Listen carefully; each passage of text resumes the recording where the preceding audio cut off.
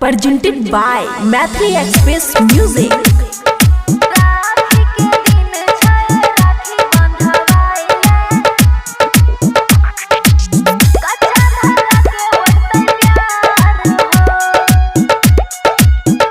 खुशी recording studio बलुआहा।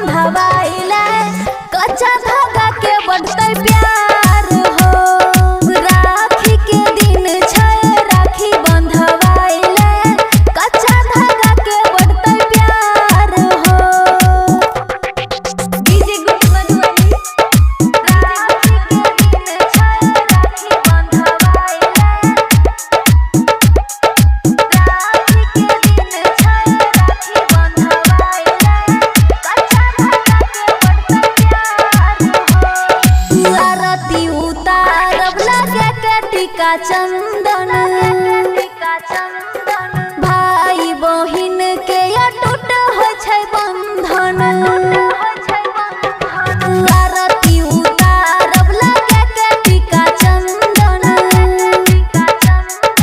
भाई बहिन के अटूट हो छै बंधन।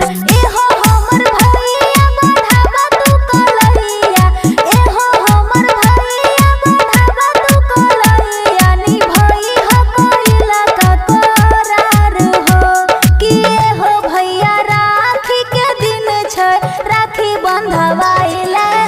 कच्चा धागा के बढ़ते प्यार हो कि हो भैया राखी के दिन छै, राखी बंधवाइले कच्चा धागा के बढ़ते प्यार हो। DJ good Madhubani, DJ good Madhubani. ये हो भैया राखी के दिन छै, राखी बंधवाइले कच्चा धागा के बढ़ते प्यार हो। लक्ष्मी के रूप बेटी करे हरि बंदन,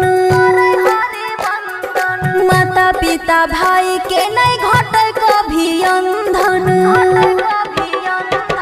लक्ष्मी के रूप बेटी करे हरि बंदन, माता पिता भाई के नहीं घटे कभी अंधन। एहो हमर भैया करी हो भलैया, एहो हमर भैया करी हो भलैया।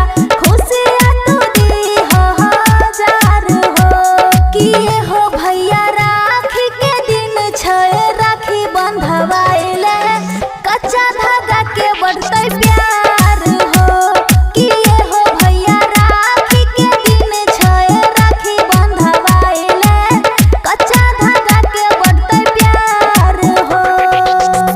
खुशी रिकॉर्डिंग स्टूडियो बलुआहा।